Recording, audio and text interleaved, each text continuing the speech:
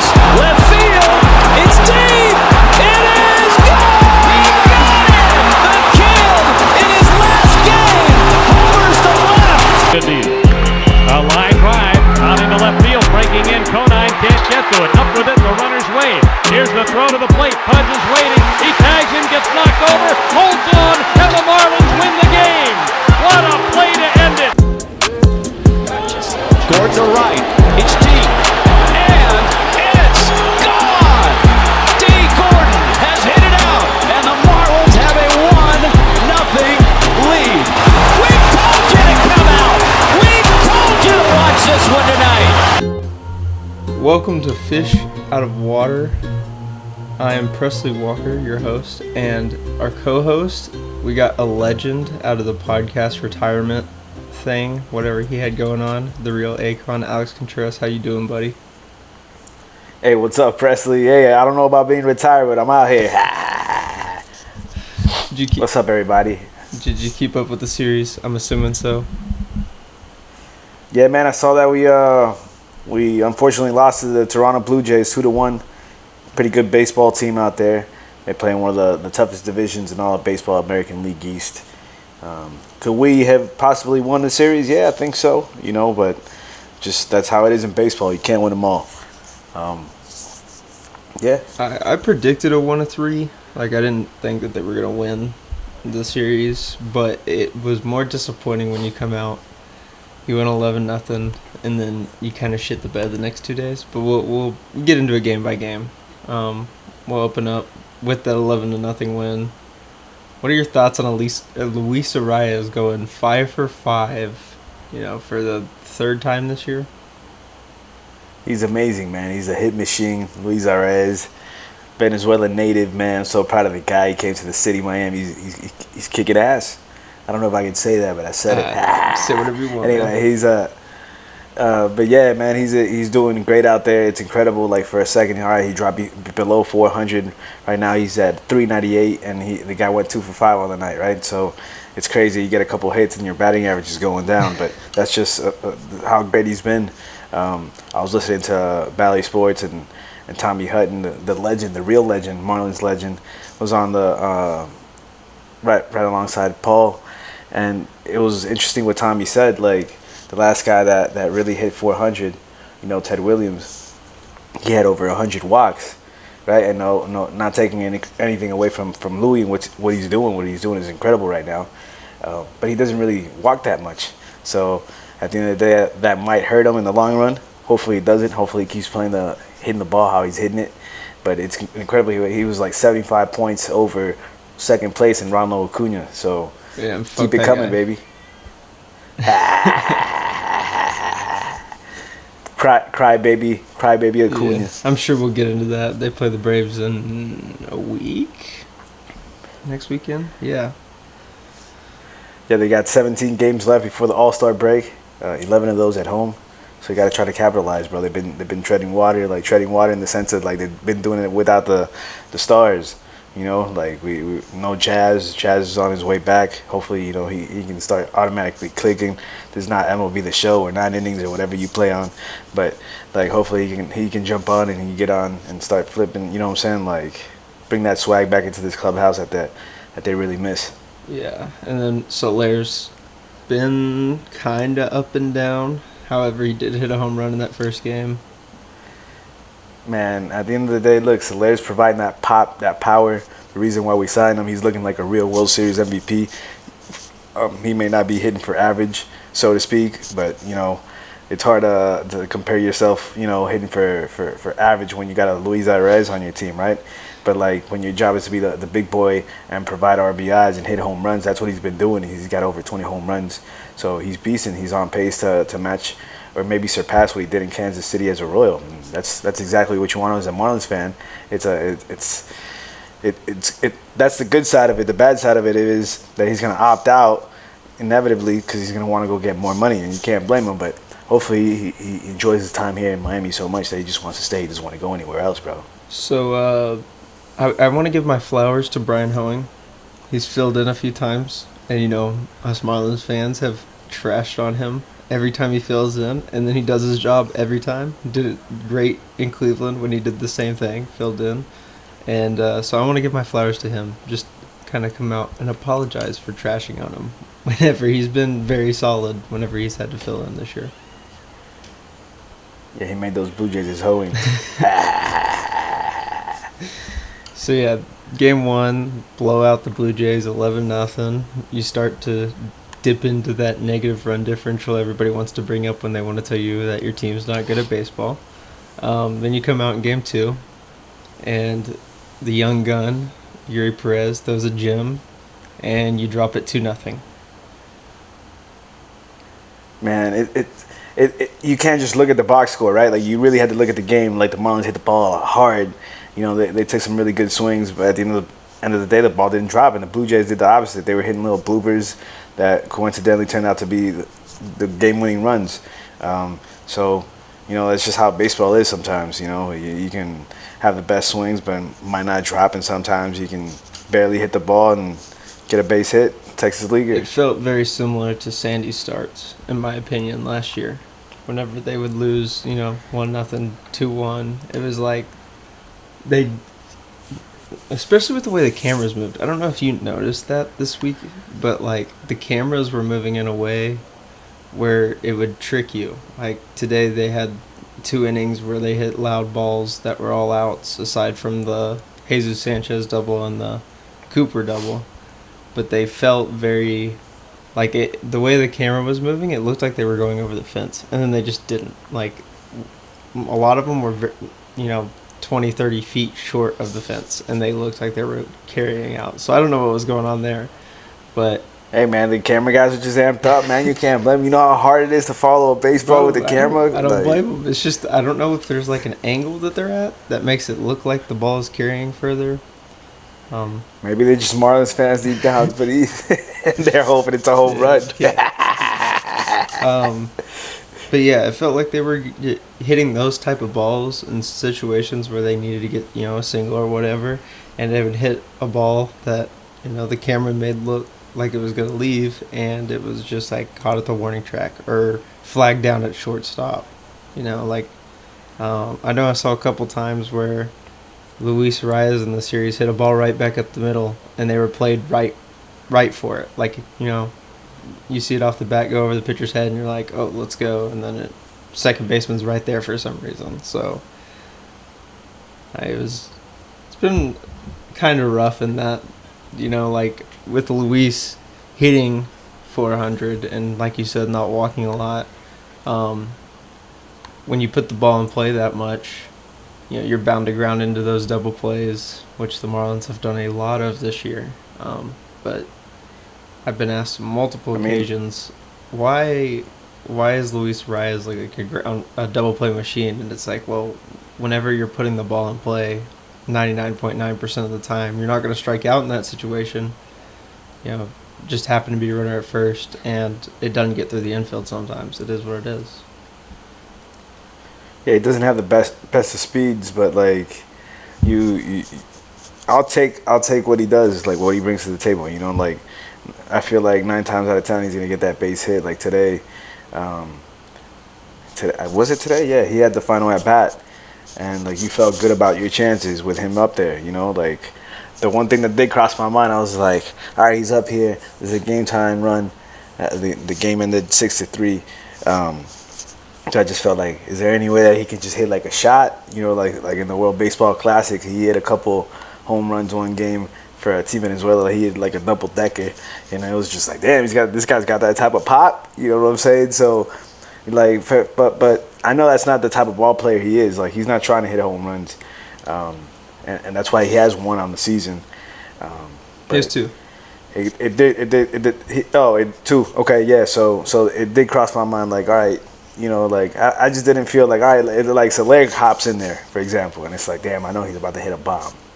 You know what I'm saying? You feel your chances are real good, and Soler's going to hit a home run. So, but yeah, I like Luis Reyes, man, like any spot, because you feel like he's going to give you that base hit that you need. I just wanted that home run, damn it. What do we think, how many bats away do we think the Marlins are? Man, in it all depends on what route they really want to go, what their best options really are. You know, I like Nick Fortes. He's starting to swing the stick. Jacob Stallings, like, I feel like he's in a sense, a liability offensively. I feel like he had way better at bats. I know he's a Gold Glover. I know he's Sandy's catcher and everything, but like the cat agrees with me. You know what I'm saying? And it's just like, you know, like another route is like, you know, me and Gene Segura. Like we signed him as a free agent. He brought leadership into the clubhouse along with Eury Gurriel.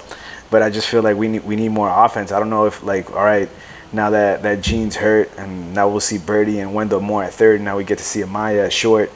You know, let's see what Amaya can bring to the table. But you'd love to go get another stick. You know, I feel like the White Sox are burning up. You know, they're in flames over there. Some players, I've read reports for players want to be out. They want to get out of there, so they're open to trades. Will the front office, you know, pull the trigger on something? That means like we still gotta wait and see. But it's definitely interesting, man. I'd love to see, like, what, maybe a Yohan Moncada. I tweeted this the other day, or a Luis Robert, like an outfielder. Maybe a guy that can just play straight center field. You know, Jazz is on his way back. Everybody talking about, oh, we getting Jazz back, but I still think we need another stick on top of Jazz. You know, Coop, man. Coop is a complicated subject just because he was an all-star last year. But every time the guy gets it together, bro, he just gets hurt. Mr. Glass, he's always getting hurt, and it's frustrating because, like, you want to see him do good, and all of a sudden today he did good. He smoked a ball for a double, 2-run double, you know, and that's the type of Coop that you want. If that's the type of Coop that we're going to get consistently, then great, so be it, you know. But I just feel like it's just like a vicious cycle with Coop. And, like, every time he gets it going, some BS happens to him. He gets hurt, or he gets hit by a pitch. You know what I'm saying? Freak accident stuff. And I think we might need to try to capitalize, maybe a change of scenery for him. But the way he was talking the other day, like, post-game interview, I think it was with Kelly Sacco, he was saying, man, it's just, that's right, when it was 11-0 against Don Mattingly and the Blue Jays, he said, you know, it's just a whole different vibe this year. You know, in the clubhouse, the coaches, the management, they believe in us, like, they expect us to win. And it's just like, I felt like he didn't say, you know, that's not what like, he didn't directly say, you know, Don Mattingly didn't bring that to the table, but just, it was like a shots were fired type of thing. You know what I'm saying? Like, you're saying that, you're saying, hey, yo, they're doing it right. They're doing it the right way. We're having fun culture, and it's fun baseball. So, I mean, the results are speaking. Yeah. Like, it's not just blanket statements this year. Like, the results are there. They're winning the games that they need to win. I mean, like I said, I kind of foresaw them losing 2 or 3 here. Like, it's a really tough Blue Jays team, and you just swept a team away. You get back to Miami. I didn't expect them to blow up, score 11. I don't think anybody expects them to ever blow up and score 11 in the first game. But it was almost like, you know, even good teams lose series. So, I mean, like, I'm not imploding by any means. Like, my concern level, you came back to Miami 10 games over 500, and now you're 9 games over 500. Like, you lost a game. Yeah, we're still good. Yeah, we're fine. We're still good. I saw a tweet today, man, and I completely agree with it. It was saying that this team, exactly what you're saying, 9 games over. You know, we've been doing it without Jazz. This team needs help. We've been doing it without Rogers. Our pitching, Edwards went down. We've been doing it without them. Let's try to get this team help right now while we can, while we're ahead of the game. Let's not wait till we're back at 500 or we're under 500. You know, let's bust moves. You know, like, shout out to Kim Ang. She's been doing her thing. You know, she's got more hits than misses. I was one of her strongest critics. I was happy when they initially signed her, and then, like, all right, it's like, all right, Kim, let's see what happens. You know, Jeter jumped the ship, and then it was like, all right, cool. So now it's Kim's club. What's she gonna do? And she came out and she made some monster trades. She signed Sandy, extended him. She got Luis Arraez. So it's like, all right, she's made some big moves. She got Eury Gurriel. You know, Yuli's brought, like, initially I was like, I don't know if I want Eury, another right-handed bat. But, like, you think about it, you look at the guy's resume, he's just a winner. You know, like he played winning baseball for the national team in Cuba. He came over, won a batting title with the Astros, World Series with the Astros. So like the way that he carries himself in that clubhouse and like being the Latin culture, being Cuban in his community in Miami, bro, you know he's amped up. He can eat some arroz and frijoles with some steak and shit, turn it up, have some Cuban coffee, some coladas, some pastelitos. He's turned up. So it's a beautiful thing to see really come together and let Kim cook. Let Kim cook. Let her do her thing. Kimmy, pull the bunny out the hat. Pull the cat out the hat. I'm about to throw a cat out the room real quick. Give me 1 second. Yeah.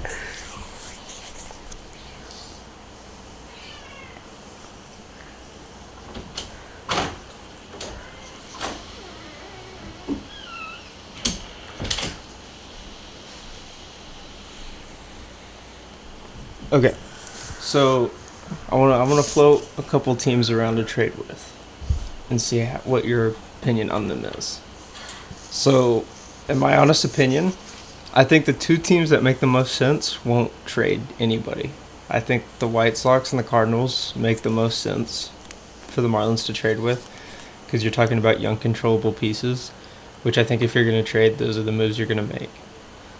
But I don't think they're going to, their GMs are very stubborn, so I don't know who you would actually be able to grab out of those deals. Like, you're not going to want an Andrew Benintendi from the White Sox after he just signed a, $96 million deal or whatever it was. And then with the Cardinals, unless you're willing to take on a big contract. Yeah, and you're not.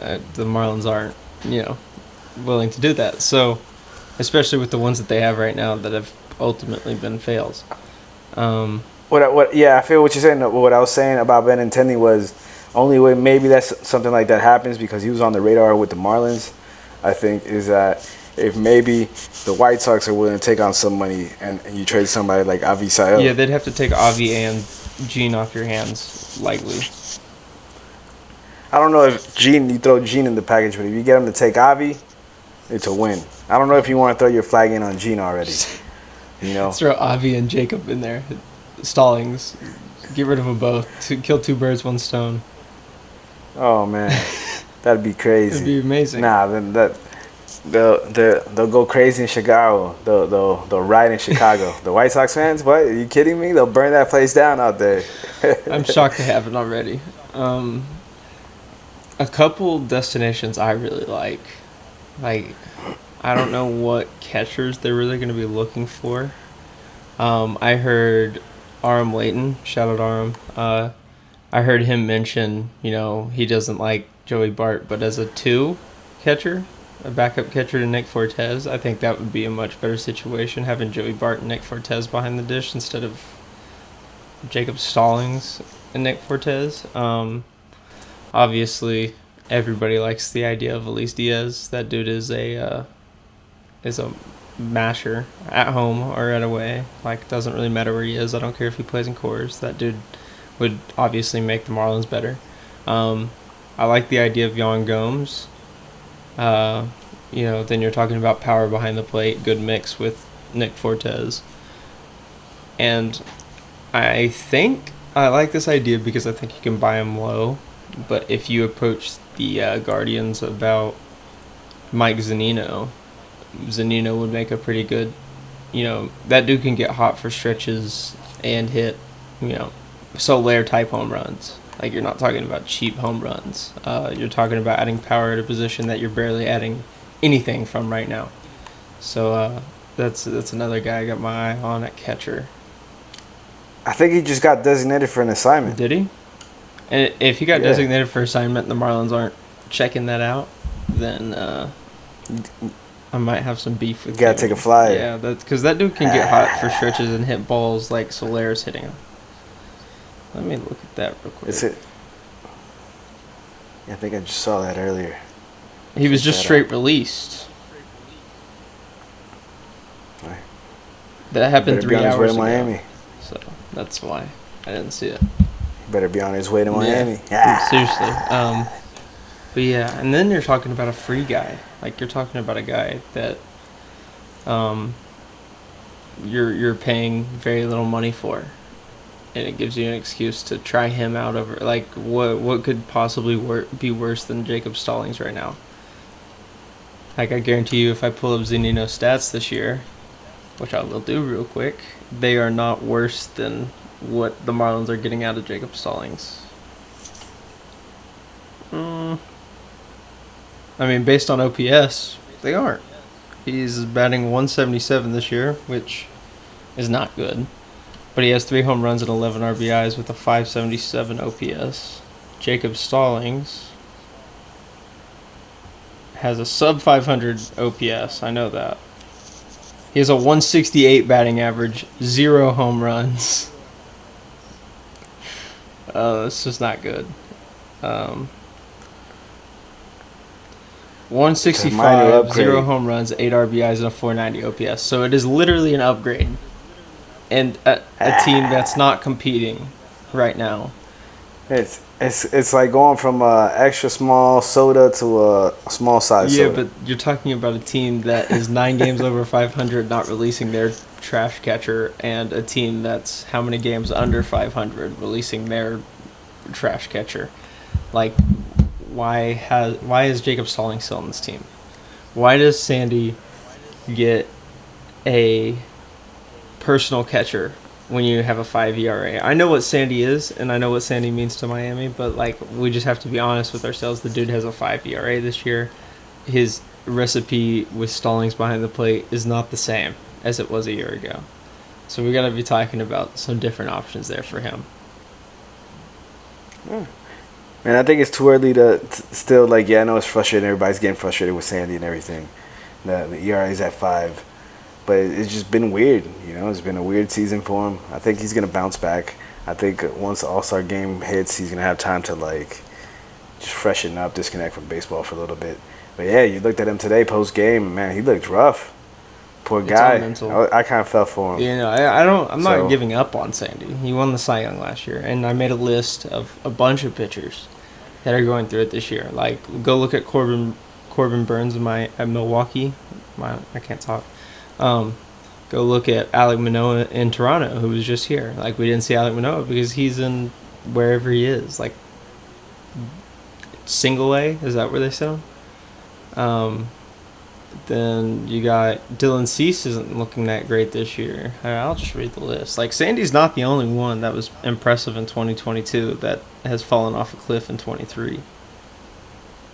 Yeah, maybe he has to do something with the new rules. That's what I'm thinking, because the pitch you clock got Sandy and the bases. Manoah, Burns, Cease, Verlander, who won the AL Cy Young, Nola, Wheeler, Urias, and Darvish are all ones that really stuck out in my head to, like, had a pretty decent to great 2022, and in 23 have just fallen off a cliff. Obviously, Sandy and Manoah are on the extremes there, but I mean, Verlander's not that far off, and he won the Cy Young in the AL last year, so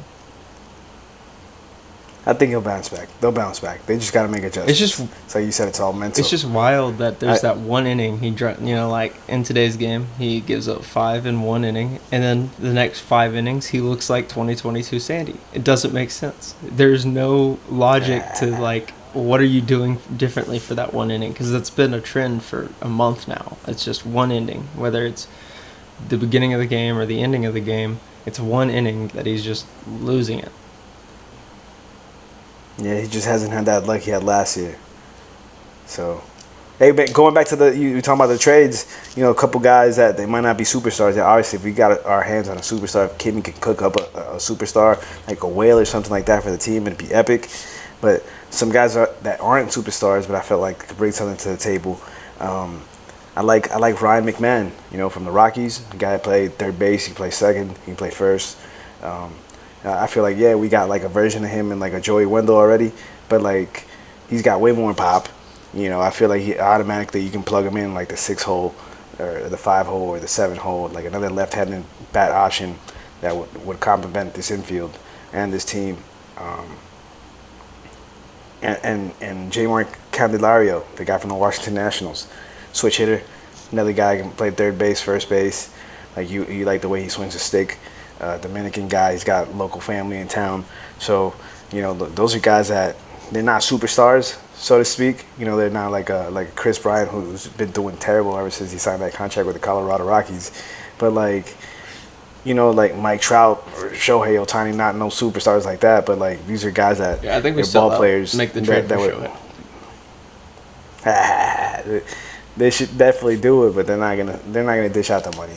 You imagine if Sherman just pulled out the wallet and said, "Kid, go get Shohei, and we're gonna extend him, give him the 500." We're gonna give him 50% of the team.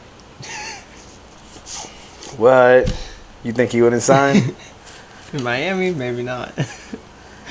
Who knows, man? Nobody thought Ichiro was ever going to come here, and Ichiro came here, and there was a lot more like Asians in the community, like watching baseball. It was pretty cool. Another player or another deal that kind of intrigues me. So everybody wants to talk about the Pablo and Arias deal, but nobody really talks about the fact that they flipped, you know, Zach Gallen for Jazz, which was a very similar thing, like a highly touted prospect for another highly touted prospect, and that's worked in both flavors, or both ways, for both teams, different ways. But you know, another deal like that, maybe like a young controllable piece for a young controllable piece, rather than like thinking about what they could do with the prospect system over there in Baltimore. Like, I know I like the outfield and what they got going there, but I think you could piece together a pitcher deal, a younger pitcher deal, for like an Anthony Santander over there. He's, you know, dude's got a good bat, adds a very, very good bat to a Marlins lineup that would need it. He's, you know, like a 260 hitter with some pop, and that's kind of what I feel like you're missing. You're missing the balance here. Like, you got Arias, who's on the no pop, all contact side, and then you got Solari's on the all power, no contact side. You know, if you could get that guy that's right in between, that guy that's gonna hit 260 to 280, maybe launch 25 home runs for you. I feel what you're saying. I saw him playing for Team Venezuela in the WBC. He's a good ball player. He's got good pop. I feel like, yeah, he could contribute to the team, but like, where do you plug him in? Like, I feel like we need a center fielder more than a corner outfielder, right?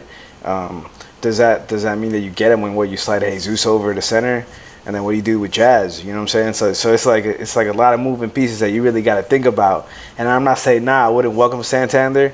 I just feel like I don't know if he's a fit right now, so to speak. Well, I mean, you got it kind of depends on what you want to do with Jazz. I think he would be a good platoon piece with, you know, he's a switch hitter, so you could talk about maybe like you might give up a higher pitching, like maybe, I don't want to go this far, but like someone closer to where Edward Cabrera is, rather than where, you know, a Dax Fulton would be. Like, you want to give somebody an MLB-ready prospect for this, but you could also maybe try to dump off Avi there, and then you could talk about playing Sanchez and Santander against righties and playing De La Cruz and Santander against lefties.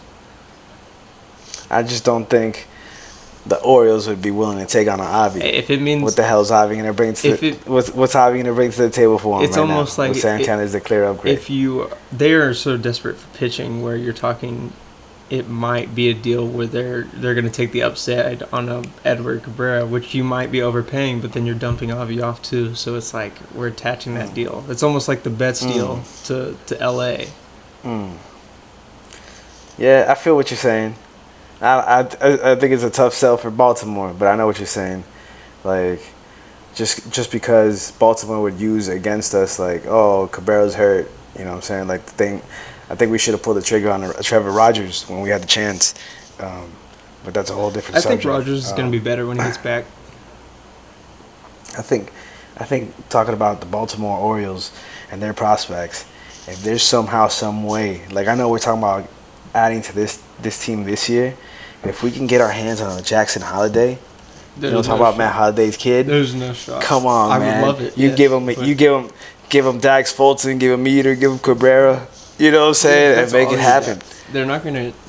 Unfortunately, the Marlins won't do that. They'll and I'd like to keep. You don't think so? I'd like to keep. They say 2 of them. Send 2 of them To be over for completely Jackson. honest with you, I want them to make a trade around Eater or Fulton. I want them to keep one of them, but I don't know which one. That's kind of like if you were to approach Chicago about a Luis Robert. Is it Robert or Robert? You might be able to tell me how to pronounce. Robert. Okay, so it is Robert. If you were to approach them about him, you're going to have to give up one of those guys. And then it kind of just depends what else they want to add around it. And that's the guy I want, obviously. Like, if we're going to go try to get a center fielder, maybe move Jazz back to the infield, throw him in at shortstop, which I don't understand why they never really gave him that shot at shortstop when he is a natural shortstop. A lot of people say his arm's obviously fine. Like, if you're playing center field, you can play shortstop. For a natural infielder, not like I'm not saying like Brian Reynolds could go play shortstop. That's not what I'm saying. But like, if you're a second baseman that you're moving to center field, why don't you just move him over to shortstop? I've never understood. Like, maybe they just didn't like how he moved on that side of like his range, like going to his right. Like on the field. See, but that's a crazy argument though, because then it's like he's in center. He's got to be able to move one way or another. You got to cover. You're playing at Lone Depot. I mean, that's a big outfield. Yeah. You got to cover a lot of range out there. He's got the speed. That's why you throw him out there.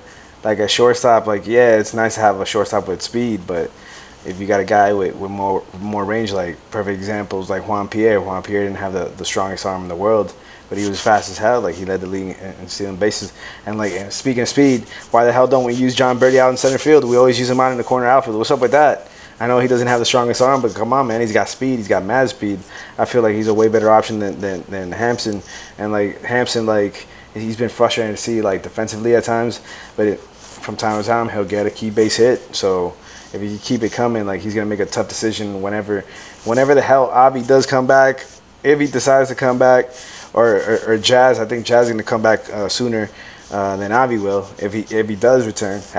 But it's gonna force the hand on the front office to see what the hell's going to happen. Are you going to keep JD, Jonathan Davis, who hasn't been anything that very special since that first series in Colorado, and then 2 days, two hits, in like 20 games.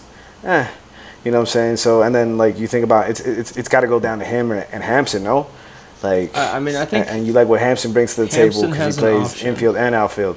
Hampson has an option, so that makes it a lot easier of a decision. However, also, Jonathan Davis makes that center fielder you could throw out there in the 9th inning when you need the secure defense. Like let's say you're winning 3-2 in the 9th, and Jazz he's not gonna sit well with that. He's gonna be like, hey, you gonna take me out, Skip? Come on, dog. I'm the superstar. I'm the center fielder. Maybe not, but on the same time, it also might be a situation where Jazz is like, I want to win. So it could be like, I mean, I know Jazz isn't like that. Like he's not a very. I want to say he's not a very humble guy. You know what I mean? Like he's not gonna be like doing the right thing for the team, but. Skip's going to know what's right. And if that's the decision he makes, that's the decision he makes,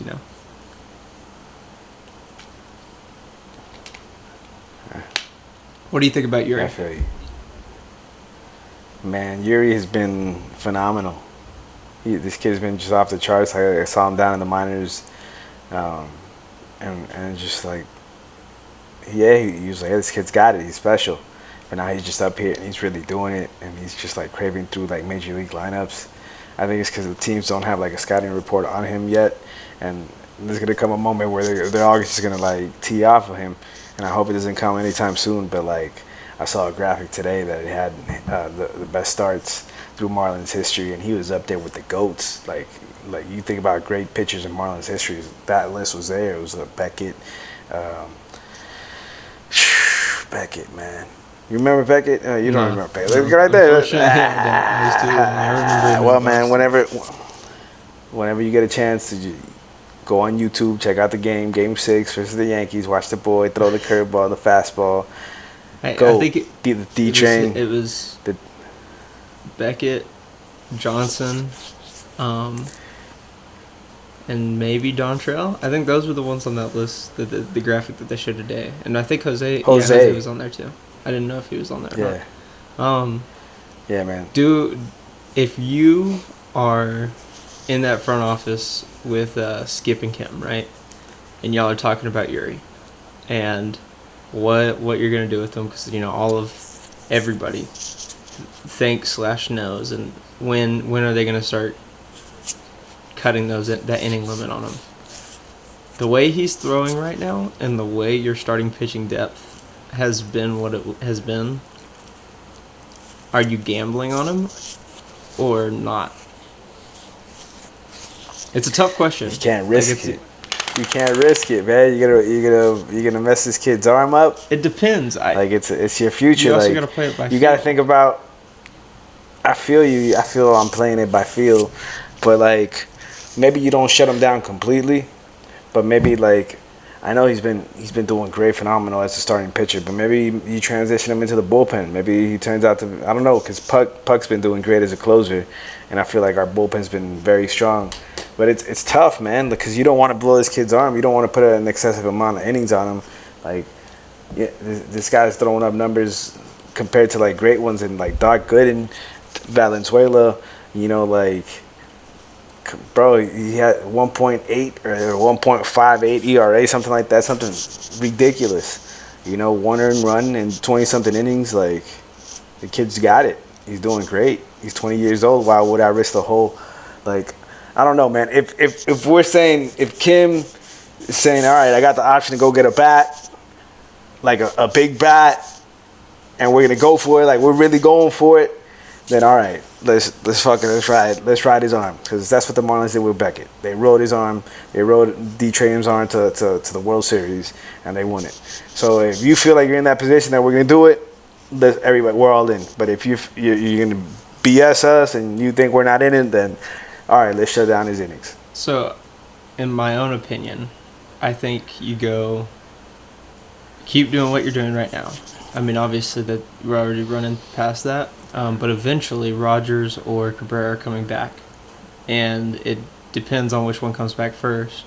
Then whoever comes back, you cut Eury down on his pitch limit, right? So you cut it down. You're probably looking at him throwing 4 innings rather than your 6 or 7 like he has been. I mean, he's been lights out, but that's what you're gonna, you want to cut him down to 4 innings, and then once the other one comes back, I think you implement them in the rotation, and you might move him to the bullpen in more of a long relief role, or you just shut him down completely. That's my opinion. You send him down, and he's not going to be pitching.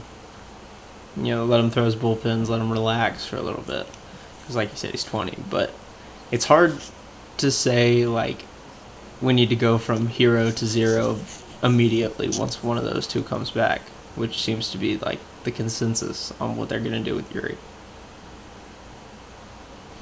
It's a whole matter of time. We got to see who comes back first, where we're at, what position we're in.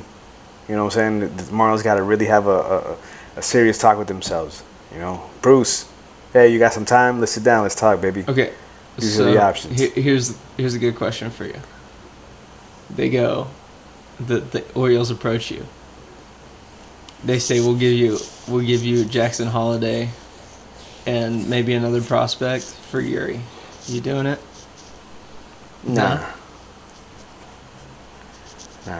Pitching's too bad. Well, we got right? Eury's. Yeah, no. Okay. Eury's very special. I agree. I completely Eury's very agree. special. Did you hear his interview today on the broadcast? Yeah. He's a very humble kid. Sounds so young. It was almost eye-opening that, oh yeah, this kid's 20. Yeah, this kid's younger than I am. He's man, it's just the beginning, man. Think about how long his career could potentially be. His career could be 15 years long. He'll be 35. There's lots of guys in the league still at 35. He could retire at 40 if he wanted to, but a 20-year career. Who knows where it's all said and done. Is that a guy you'd be willing to take a pre-arb deal with? Like what the Braves do with... Oh, yeah, for sure. It just depends. If I can strike a deal, ASAP. Hey, Eury, we got 4 years, $20 million. No, I'm thinking more like like a Spencer Strider thing. Like 100 million, something crazy. I'm talking, yeah, probably like 8 years, 100, something like that. Because I mean, the way he's pitching right now, his first year of arbitration isn't a little bit down the road, but it's also guaranteeing him money straight up, and you're guaranteeing him in a Marlins uniform all the way through 2033. Yeah, I mean, that's essentially what Kim did with Sandy. Yeah, If you can capitalize on this, Yeah, very similar. and Scott Boras is in his agent, I think you got a shot. For sure. All right, I know it's late for you. I've been sick all day. It's been a great day. It's been a great day, being that they lost. But let's run over the series, and we'll pick the winner and loser, and then I have one more question to wrap this thing up, and we'll be on our way until the next series. So Pittsburgh's coming into town. Pittsburgh has sucked the last week and a half, 2 weeks. Very, very key, especially playing in Miami, for this team who seems to always struggle against Pittsburgh every year for some reason. I don't understand it. But you're talking about a struggling team coming into Miami, a team that I've been told 100 times is better than the Marlins for some reason. It's a huge time to capitalize. Game 1, you got Braxton Garrett versus Mitch Keller. Very similar seasons to this point. Obviously, Braxton's been great for the Marlins. Mitch Keller has been a little shaky lately, and Braxton has had a bad start or two within his last 5. But how you feeling about this game? Man, Keller looks like he's been having a solid season. I think he's like 8-2 or 6-2, something like that. Yeah, there you go, man. He's been having a solid season, so it's only natural for him to have somewhat of a shaky start, or 2 or 3 or whatever. Hopefully that streak keeps on going out here in Miami, and we can capitalize on it. Shout out to Braxton Garrett. He's been a guy that you were kind of like, damn, Braxton Garrett's in the starting rotation. Right, like no disrespect, but now you're like, damn, you're so happy that you do have him, because he's been doing his thing. He's been one of those traditional old school pitchers that he's not blowing 100 miles an hour, 95 plus, but he's doing location. He's throwing his curveball, he's throwing his changeup, he's throwing his fastball, he's doing his thing, and who knows, man? If he keeps it up, bro, maybe he can pull out that inner Tom Glavine in himself, man, and just keep dominating. See, I've been high on Braxton Garrett for a very long time. I've always liked Braxton. I think he's been one of the better first-round picks the Marlins have had in recent years. I think from the Loria era. Yeah, no, it's all the way. What is he 16 or 17? I think he was 16. Question. He might be around there. Yeah, but I remember him being drafted and wearing the orange unis. Yeah, I think it was 16. He was signed on July 15, 2016. Look at me. But he's been a quality start machine, man, and I don't know why he wouldn't come out against a Pirates lineup that has been struggling. That's a guy right there. Look, Braxton Garrett, everything he's been doing, like, you feel like he's been like if this was a stock market, you got to buy on Braxton Garrett right now, right? High potential, buy low. I mean, just sell high right now. That's what I'm trying to say. Sell high. Like, if you get an opportunity to put him on the table for a key piece that's going to help you out, someone like we talked about earlier, Zach Gallen for Jazz, Luis Arez for Pablo. If you could get something like that going for Braxton, right now you can capitalize. Somebody that's in dire need of pitching, a left-handed starting pitcher, like, there's not that many of them out there. That might be your deal for Anthony Santander. Maybe. If you don't want to attach that Avi deal, if you can just get 1-for-1, that might be your deal. Maybe. But I think the only thing holding the Marlins back right now on doing something like that is just that you got both Rogers and Cabrera hurt, and Quayle hurt. So it's like Eury's about to go on that innings limit that we're talking about. So it's just like, it's damn. definitely strapping them down when it comes to decisions like that. Definitely, because if everybody was fully healthy and everybody was clicking on full cylinders, because it's been remarkable that the Marlins got this great record, 9 games over 500. Shout out to that, bro. It's been 20-something years, bro, that they're kicking ass. I feel so happy to say it, but it's like, dude, things are starting to happen. Like we got to try to capitalize on this and like seize the moment. Like it just sucks because like our strength is the pitching. Our strength is the pitching, and it hasn't clicked on full cylinders. So like you feel like, all right, you know, we've been playing good team baseball, great team baseball. Shout out to Skip Schumacher. Shout out to the hitting coach Brown. You know, to everybody, the whole culture, everything turned around out there. Everybody's doing their part. They're playing baseball like a team. You know, but like imagine when the pitching starts clicking on full cylinders. If the whole team really starts clicking on full cylinders, what the hell's gonna happen when Sandy stops having these weird little outings? You know what I'm saying? Like Eddie Cabrera's gonna come back, lights out. You know, Trevor Rogers is gonna come back. I hope he comes back. I didn't like the whole second opinion thing. It kind of shitting bricks out here, you know, because it doesn't help you out. But you know, if Luzardo can turn into Super Saiyan Luzardo, we got a legit shot. We really got a legit shot. So that's where I'm at, man. You know, like I feel like I've watched too much baseball to get so amped up. But damn, let me just enjoy the ride while I can right now. Like I know this is what 70-something games that we play in the season. 75. There's still a lot of baseball left. So We're still not at the halfway but damn, point. it feels good. It feels good that at least that it's freaking we're past the midway point in June, and we're still afloat. We're not team. Eliminated. We're not Top in wildcard those spot. memes like 10 games into the season, Marlins eliminated. You see those memes. So it feels good that we're not eliminated. We're still in it. And, you know, bringing back that model that they had in 2020, man, that COVID shortened season that they made that little playoff run. Why not us? Bring it back. Why not us? We'll go out there, turn it up, keep doing your thing. Skip Schumacher, definitely got to be manager of the year. The way he's doing, he's pushing right buttons. There's only been a couple times I've been, come on, Skip. But, you know, 2 times out of the 75-plus games that we've seen the Marlins, I'll take it. So we taking Keller, Braxton, game 1.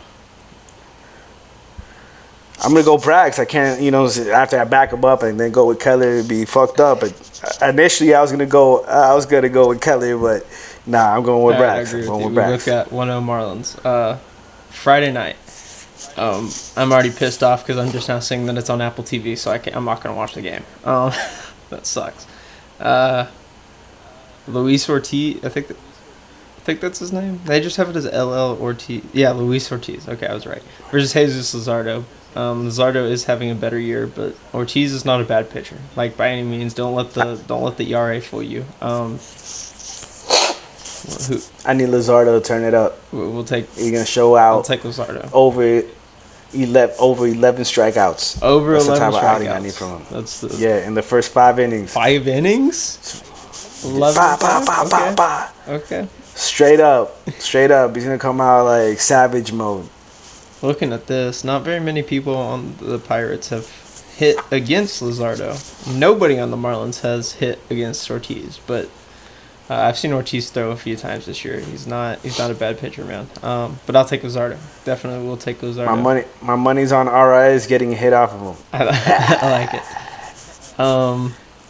Originally, I was gonna pick this game for the Marlins to lose. However, they're playing against Osvaldo Bido. Never heard of the guy. He's a 27-year-old. Looks like a rookie. Yeah, rookie. He's thrown 10 innings this year. He looks very similar to what Brian Hoeing, who he's facing, has been for the Marlins. However, Brian Hoeing has done it better. Brian Hoeing has a 2.7 ERA for the Marlins this year in 30 innings pitched compared to Bido's 3.6 in 10 innings. Who are we taking in Game 3? You know what, man? I don't want this to be like a Homer show and we're all going to say the Marlins are going to go 3-0. So I'm going to go with the Pirates. They're going to pull some BS and they're going to win that game. The more I'm looking at it, though, I feel like I got to take the Marlins here.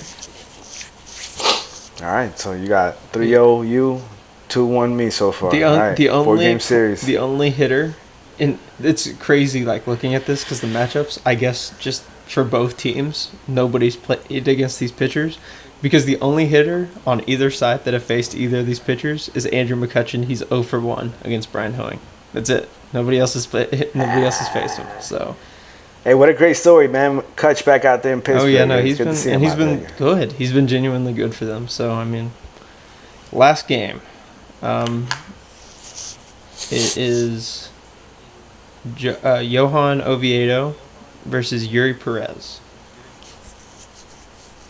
Oh, this guy's going for the straight sweep, huh? You're going for the straight sweep? I don't think I was going gotta to, get it. man, but I got the Marlins winning this one. Come on, man. Eury's on the mound. I can tell you that the stats here against Oviedo are pretty good for the Marlins. Birdie's 2 for 3, Hampson's 1 for 3, Stallings is 0 for 1, but who cares? Stallings doesn't count.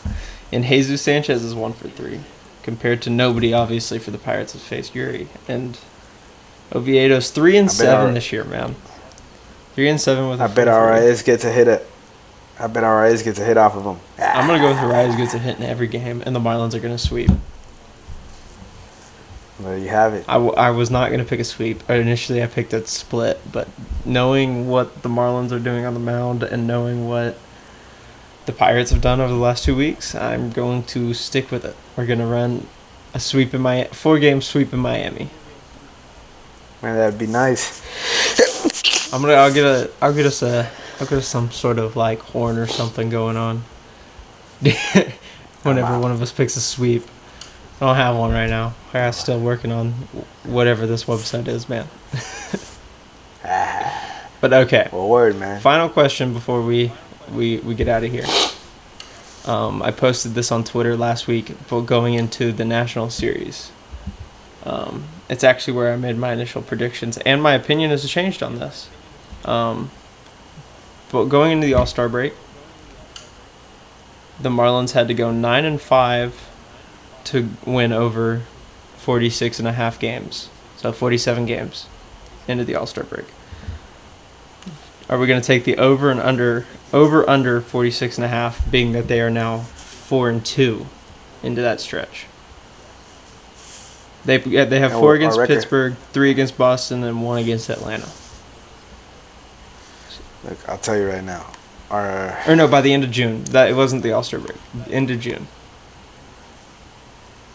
By the end of June, they got it. So at this point, they have to go 5-3 in the last 8 games. And they play Pittsburgh 4 times, and then who else? Boston for 3, and then Atlanta for 1. Oof. 1, 2. Based on my picks, I think they can get 5 wins.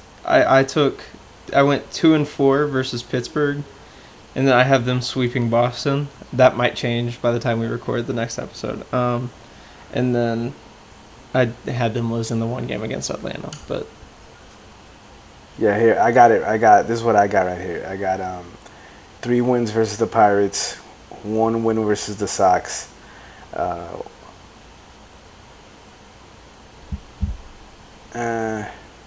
it's that last game. Right? Yeah, 1 win, and they lose against the Braves. And the only reason why I don't feel so confident about them winning in Boston is just because they haven't won since I don't know how long. It's been I don't know how many years. I went to Boston a couple of years ago, thinking, all right, I'm gonna help flip the curse, and damn. It sounds like you got to go to Boston next week. Yeah, man, I'd love to. All right. I know it's late for you. I know you're looking at what, 2 a.m. right now? 2:08? 2:08 and the 3:05. All right. Well, I'll let you get some rest. I'll get this posted by the morning. All right, man. Well, go fish. We'll be back on Monday probably. I think they're off on Monday, so it'll be a perfect day. We'll record in the morning, have a little bit of a longer episode. Hopefully be hype. All right. See you later, Alex.